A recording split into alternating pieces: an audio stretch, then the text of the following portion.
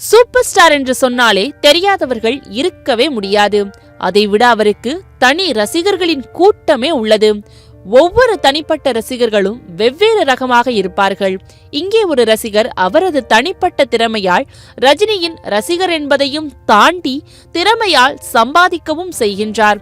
இதை பற்றி இந்த தொகுப்பில் பார்க்கலாம். அதாவது, புதுச்சேரியில் வெளியாகும் ரஜினி படங்களுக்கான கட்டவுட்டுகளை வைப்பதில் ஓவியர் குமார் மற்றும் அவரது தம்பி அன்பு ஆகியோர் சிறப்பிடம் பெற்றவர்கள். அப்போது திரைப்படங்கள் வெளியாவதற்கு முன்பு அதற்கான கட்டவுட் பேனர்கள் மிக பெரிய வரவேற்பு பெறும். சென்னையில் இருந்துதான் பேனர் கட்டவுட்டுகள் வரும். ஆனால் குமார் புதுச்சேரியில் வரைய தொடங்கியதும் அவரிடமே அனைத்தும் கொடுத்ததாக சொல்லப்படுகின்றது.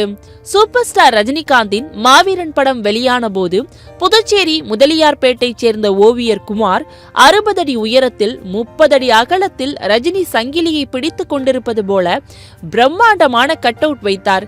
இரவிலும் கட்டவுட் தெரியும் வகையில் சீரியல் லைட்டுகளை அமைத்ததாக தெரிவித்தார்.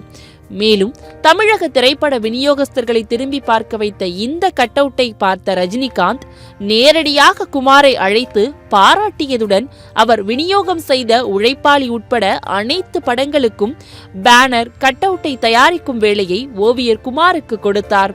தனது 21 வயதில் ரஜினிகாந்த் கொடுத்த வேலையை தொடர்ந்து டி. ராஜேந்தர், கமல்ஹாசன், விஜயகாந்த், பாக்யராஜ், எம்ஜிஆர், ஜெயலலிதா, கலைஞர் போன்றவர்களின் கட்டவுட்டுகளையும் உருவாக்கி பிரபலமானவர் ஓவியர் குமார்.